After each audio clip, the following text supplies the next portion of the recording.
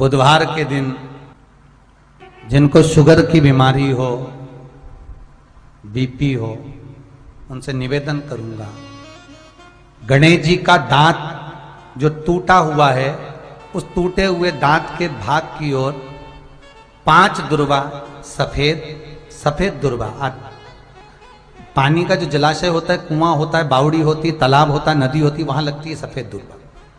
5 सफेद दुर्वा टूटे हुए दांत की ओर समर्पित कर दें बुधवार के दिन दोपहर में ठीक 12 बजे। वही दुर्वा 5 मिनट बाद उठा लें और उस दुर्वा को एक एक दिन में सुबह खाली पेट एक दुर्वा को खा लें। महाराज, आपका शुगर और बीपी लेवल में मिलेगा।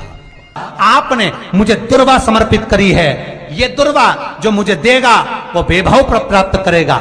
जो दुर्वा मुझे समर्पित करेगा उसके जीवन में रोग दूर हटेगा। शंकर भगवान कहते हैं, गणेश, ये दुर्वा बुधवार के दिन, इस दुर्वा का अलग अलग महत्व है। महाराज, यदि 41 दुर्वा प्रत्येक बुधवार को गांठ लगाकर गणेश जी को समर्पित कर कर वापिस उठाकर उस दुर्वा को खाली पेट, आपके घर में भी गणेश जी होंगे, उनको समर्पित करो। खाली पेट इस दुर्वा को केवल चबा चबा कर खा लो और आधे घंटे बाद पानी को पी लो। बुधवार की बुधवार 5 बुधवार करना, गणेश जी को चढ़ाना, सफेद दुर्वा को गणेश जी को समर्पित कर कर चबा चबा कर खाना। उदर की प्रॉब्लम, जो भी मसा आदि की प्रॉब्लम होती है, उदर से जुड़ी हुई होती है, जिस चीज से जुड़ी होगी, पेट की जितनी प्रॉब्लम होगी, आपको जितनी भी प्रॉब्लम होगी, वो सारी 5 बुधवार करना। 6ठे बुधवार को जरूरत ही नहीं पड़ेगी। कितनी भी प्रॉब्लम हो पेट से, कितनी, जो जिंदगी भर रोता है, शिव महापुराण की कथा कहती है, भगवान शंकर पार्वती जी से कह रहे हैं, सुनो पार्वती, जो हमेशा रोना रोता रहता है, मेरी दुकान नहीं चल रही, मेरा घर में ये हो गया, परिवार में ये हो गया, बेटे को ये हो गया, बेटी को ये हो गया, जो जिंदगी भर रोता रहता है, भगवान शंकर पार्वती जी से कहते हैं, दिन भर में सरस्वती एक बार मुख से निकलती है। जो दिन भर रोता है, किसी ना किसी चीज के लिए रोता ही रहता है, वो पूरी जिंदगी रोते रोते ही निकालता है।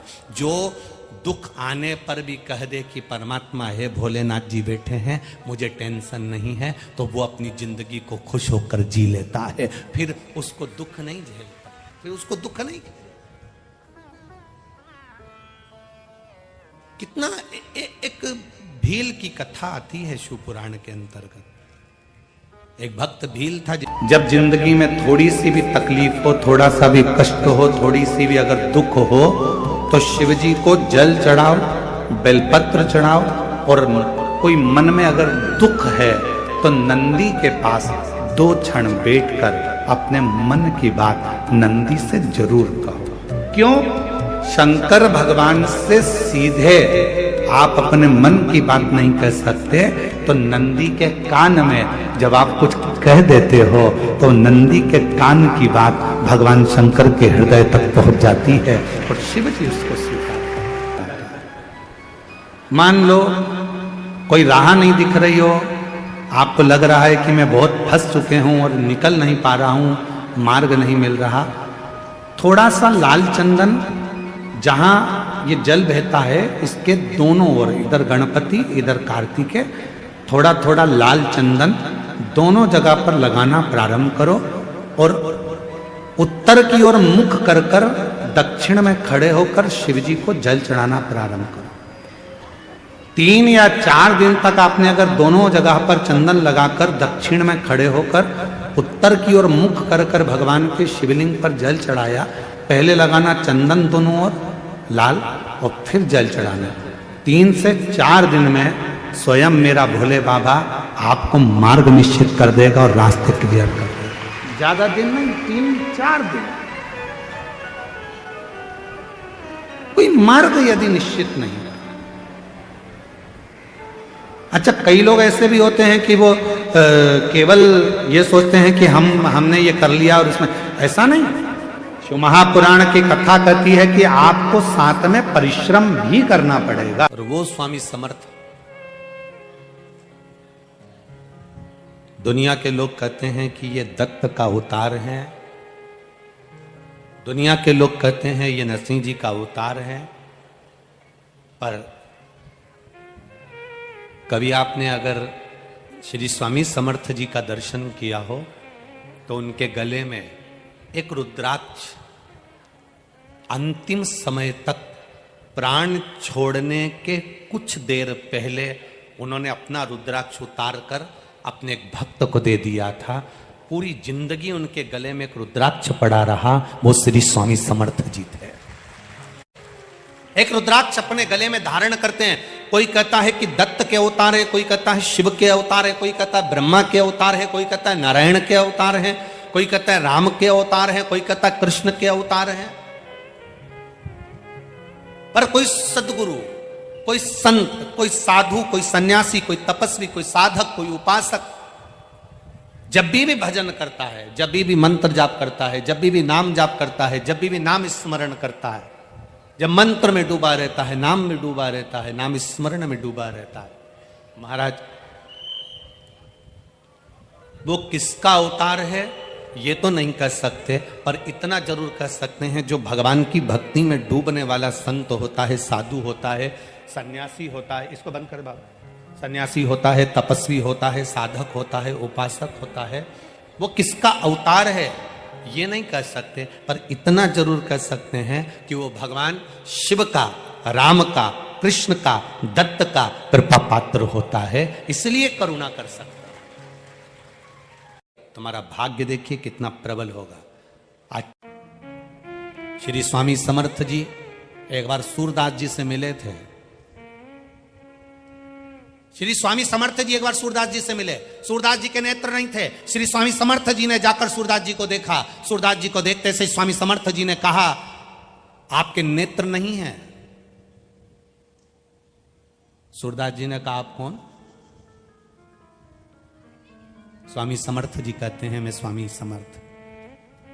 सूरदास जी कहते हैं, मैंने सुना है कि आपके दरवाजे पर कोई आता है तो खाली नहीं जाता स्वामी समर्थ। जो सूरदास भगवान कृष्ण की लीला का गुणगान करते हैं, जो सूरदास भगवान कृष्ण के गुणगान में लगे रहते हैं, वो सूरदास जी कर रहे हैं स्वामी समर्थ से, मैंने सुना है आपके दरवाजे पर कोई आता है तो खाली नहीं जाता। खाली कुएं को केवल आप एक बूंद पानी डालकर भर देते हो। कोई गोदी खाली आए तो उस बांझन की गोदी में लाल दे देते हो। दुखी आया उसको आप सुखी कर देते हो स्वामी समर्थ। क्या मैं सूरदास, मेरी भी अभिलाषा पूरी होगी? स्वामी समर्थ मुस्कुराए, हंसे और मुस्कुराकर स्वामी समर्थ जी ने कहा, सूरदास तुम्हारे मन में सोच लो तुम्हें क्या चाहिए। सूरदास जी कहते हैं, बस आपके दरवाजे पर आया हूं तो सोच लिया। सूरदास जी, ये स्वामी समर्थ आज आपसे कहता है, आपने भगवान कृष्ण का दर्शन मांगा है, एक बार आपके नेत्र आएंगे और आप भगवान का दर्शन कर लोगे। एक बार आपके नेत्र आएंगे और आप भगवान का दर्शन कर लोगे। और वही हुआ। सूरदास जी एक कुएं में जाकर गिर गए। कुएं में जाकर गिरे, वहां से भगवान कृष्ण राधा जी के साथ जा रहे थे। सूरदास जी पुकार रहे थे, राधा जी को पुकार रहे हैं। राधा जी दौड़कर कुएं में गई और सूरदास जी को निकालने लगी। सूरदास को निकाल रही। सूरदास जी ने पूछा, आप मुझे बाहर निकाल रही हो कौन? राधा जी ने अपना नाम नहीं बताया, बस सूरदास जी का हाथ पकड़ा और निकाल कर बाहर कर दिया। सूरदास जी ने जैसे हाथ पकड़ा, सूरदास जी कहते हैं, आपने मुझे कुएं से बाहर निकाला, मैं आपके चरणों को प्रणाम करना चाहता हूं। राधा जी बोली, रहने दो, मुझे प्रणाम मत करो। नहीं, मैं तो प्रणाम करूंगा। राधा जी के चरणों में सूरदास जी ने प्रणाम करा। जैसे ही प्रणाम करा, राधा जी अपना पांव छुड़ाने लगी। पांव छुड़ाती हैं, पांव की एक पायल सूरदास जी के हाथ में रह जाती है। राधा जी ने भगवान कृष्ण से कहा, मेरी पायल ला के दो। भगवान बोले, मैंने पहले ही मना करा था, मत जा। वो आंखों से अंधा है पर अंदर से देख लेता है। कैमरे लगे हुए हैं, मैंने पहले मना करा था तेरे को, क्यों गई तू? कुछ भी करो, मेरी पायल ला कर दो। भगवान कृष्ण राधा जी को लेकर सूरदास के पास गए। सूरदास, भगवान कहते हैं राधा जी की पायल दे दो। सूरदास जी कहते हैं एक ही शर्त पर दूंगा, पहले दर्शन करा दो। स्वामी समर्थ जी ने कहा था कि एक बार दर्शन होगा। भगवान ने सूरदास को नेत्र दे दिए। सूरदास जी ने भगवान का दर्शन करा। सूरदास की आंख में आंसू भरकर स्वामी समर्थ को याद करा, आपने कहा था एक बार कृष्ण का दर्शन होगा, आज हो गया। ये कोई सहज नहीं है। कोई शिव तत्व संत होता है, कोई शंकर को जानने वाला संत, साधु, सन्यासी, तपस्वी, साधक, उपासक होता है। संत का दर्शन, गुरु का दर्शन, कोई वेद पाठी का दर्शन, कोई भगवत भजन करने वाले का दर्शन, कोई गुरु महिमा का स्मरण करने वाले का दर्शन, कोई शिव का गुणगान करने वाले का दर्शन, कोई शंकर के महत्व को जानने वाले का दर्शन, कोई शंकर को एक लोटा जल चढ़ाने वाले का दर्शन खाली नहीं जाता, खाली नहीं जाएगा। जैसे स्वप्न में दिखा हुआ शिवलिंग, स्वप्न में दिखा हुआ बेलपत्री का पेड़, स्वप्न में दिखा हुआ मंदिर का शिखर, स्वप्न में दिखा हुआ कोई खंडर, स्वप्न में दिखा हुआ जलाशय, स्वप्न में दिखा हुआ एक लोटा जल चढ़ाते हुए, किसी को स्वप्न में देखना, जलाशय देखना, मंदिर का शिखर देखना, शिवालय देखना, शिवलिंग देखना, पानी का कूप देखना, जैसे इन सब को देखने पर कुछ ना कुछ खुशी हमारे यहां आने वाली होती है, तो भगवान स्वप्न में ये चीजें दिखा देता है। उसी तरह संत का दर्शन होता है, गुरुजन का दर्शन होता है। भगवान कृष्ण ने कहा मांगो। सूरदास, तुम्हारे नेत्र मिल गए, तुमने हमारा दर्शन कर लिया, मांगो तुम्हें क्या चाहिए। सूरदास जी ने कहा बस एक ही बात मांगना चाहता हूं, दे दोगे? भगवान ने कहा दे देंगे, पक्का पक्का, सौगंध है मेरी, बिल्कुल पक्का, मांगो क्या चाहिए। भगवान से सूरदास जी ने कह दिया मेरी इन आंखों को वापस फोड़ दो। जिन नेत्रों से आपका दर्शन करा है उन नेत्रों से संसार का दर्शन नहीं करना है, फोड़ दो। कि जिंदगी में हम आए हैं और हम जैसा सोचें वैसा ही हो। जरूरी नहीं है कि हम संसार सागर में, देखो भगवान ने आपको और हमको जन्म दे दिया, शरीर कैसा देना था ये उसको मालूम, हमारे पूर्व का कैसा कर्म था उसके अनुसार हमारा शरीर मिला। आपको और हमको जो शरीर मिला ये हमारे पूर्व के कर्म के अनुसार। आप सुंदर बनकर जन्मे, भगवान की कृपा है। आपके हाथ भगवान ने दिया, भगवान की कृपा है। आपके पांव भगवान ने दिया, भगवान की कृपा है। नेत्र दिए, भगवान की कृपा है। जिह्वा दी, वाणी दी, भगवान की कृपा है। श्रवण शक्ति दी, भगवान की कृपा है। बुद्धि दी, भगवान की कृपा है। शरीर कैसा देना था यह परमात्मा ने हमारे पूर्व का स्मरण कर कर, पूर्व के खातों को देखकर तब भगवान ने हमको दिया। यहां जितने लोग बैठे हैं, अगर आप में से किसी ने लोन लिया हो तो बैंक वाले पुराना हिसाब देखते हैं। यहाँ माइंस वाले बहुत काम करते होंगे तो लोन लेना ही पड़ता होगा, है? तो लोन लेते होगे तो पुराना हिसाब देखा जाता है। पहले लिया था, जमा करा कि नहीं करा, इतना पैसा लिया था, उस बैंक से उठाया था, भले तुम दूसरी बैंक से लो लोन, पर वो पूरी बैंक को टटोली जाती है कि इसने पैसा जमा करा कि नहीं करा, इसने जमा किया कि नहीं किया। बस जैसे बैंक का लोन देने वाला पुराना हिसाब देखता है, उसी तरह हमको जन्म देने वाला भी हमारा पुराना हिसाब देखता है। पुराना हिसाब क्या करा संसार सागर में जाकर, किसी भूखे को भोजन कराया, प्यासे को पानी पिलाया, भगवान का मंत्र जाप किया, नाम जाप किया, किसी को सहायता प्रदान करी, किसी को शिक्षा प्रदान करी, किसी को चिकित्सा प्रदान करी। वो पुराना हिसाब देखता है और पुराना हिसाब देखने के बाद हमारा शरीर देता है। हमारे शरीर में कोई भी थोड़ी सी भी कमी रखता है, समझ लेना हमारा पूर्व का दिया हुआ है। महाराज कुछ हमने श्रेष्ठ ना करा हो, श्रेष्ठ।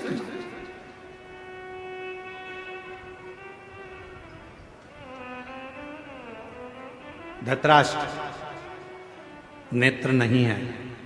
एक बार भगवान द्वारका नाथ से धृतराष्ट्र ने पूछ लिया, क्या बता सकते हो कि मेरे नेत्र क्यों नहीं है?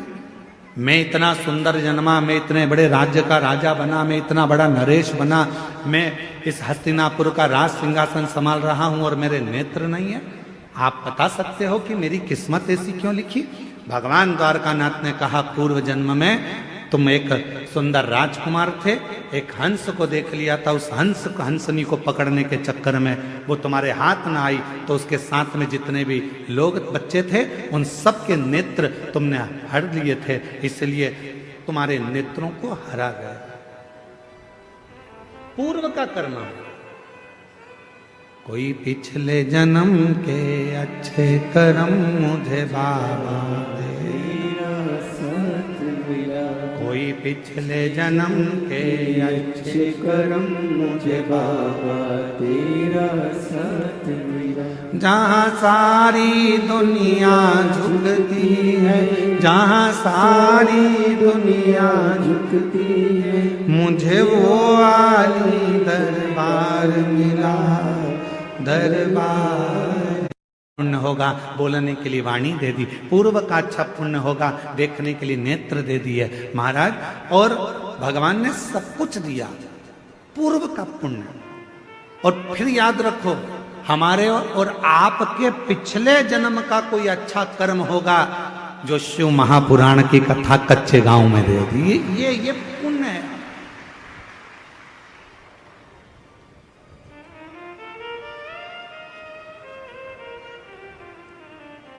तूने बड़ी कृपा करी, मेरे 2 नेत्र दिए, अगर एक भी गड़बड़ कर देता तो देखने में आनंद, दर्शन में आनंद नहीं आता। तूने बड़ी कृपा करी कि मेरी मुख में वाणी दी, महाराज जब भजन गा रहे थे उनके साथ मैं भी गा रही थी। ये तेरी कृपा है, ये तेरी उदारता है, ये तेरी करुणा। और प्रभु भगवान से कहते रहना, भोलेनाथ ऐसी कृपा करना मेरे बूढ़ा महादेव, ऐसी कृपा करना बूढ़ा देव, ऐसी कृपा करना मेरे महादेव, ऐसी करुणा करना मेरे बाबा कि मेरे शरीर को ऐसे ही चलाते फिराते रहना, इसको पलंग पर मत पटक देना, इसको कहीं हॉस्पिटल में मत पटक देना, चलाते फिराते। पूर्व का कर्म है हमारा। होते कई लोग ऐसे भी होते हैं जिनको खूब समझाओ, पास में कथा हो रही है चले जाओ, भगवान का नाम ले लो, एक लोटा जल चढ़ा दो, भगवान की भक्ति कर लो, पर वो करने को तैयार नहीं होते। उनके रहते हैं, नीम के पेड़ के नीचे कितनी भी गुलाब जामुन की चाशनी डालो, नीम मीठी हो जाएगी? बोलो तो नहीं हो। नीम के पेड़ के नीचे कितनी भी तुम एक काम करो, जलेबी का घोल डाल दो, मीठी होगी? चल जान दो। अच्छा, करेले के पेड़ के नीचे, करेले के पौधे के नीचे, करेले की बेल के नीचे आप गुलाब जामुन की चाशनी डालो, रसगुल्ले की चाशनी डालो, क्योंकि वो रसगुल्ला खाने के बाद उसका पानी तो काम आता ही नहीं है। तो एक काम करें अपन कि करेले की बेल के नीचे डाल देते हैं, तो करेला मीठा हो जाएगा, हो जाएगा। करेला करेला ही रहेगा, नीम नीम ही रहेगी। उसको चाहे तुम की कितनी भी गुलाब जामुन की चाशनी डाल लो, चाहे तुम गुड़ डाल लो, शक्कर डाल लो, तुम्हारी मर्जी पड़ जाए जो डाल लो, पर वो नीम नीम रहेगी, कड़वी की कड़वी रहेगी, करेला कड़वा की कड़वा ही रहेगा। उसी तरह अपने गांव में, अपने नगर में, अपने शहर में, अपने मोहल्ले में, अपनी कॉलोनी में, अपने घर में, अपने परिवार में कोई ना कोई एकाध व्यक्ति नीम और करेले जैसा होता ही है। उसको कितना ही समझा लो, कितना ही समझाओ, कितना ही बुराई करता, फिर भी शंकर जी की बुराई करता, फिर भी एक लोटा जल की बुराई करता। गुरु जी हमारे यहाँ वो आए थे, इतने बड़े संत महात्मा, वो भी शिव जी की बुराई कर दिए, वो भी इनने भी ऐसा कर। तो कोई कितना ही समझाए, पर वो नीम नीम रहती है, वो करेला करेला ही रहता, उसको नहीं समझ में। महाराज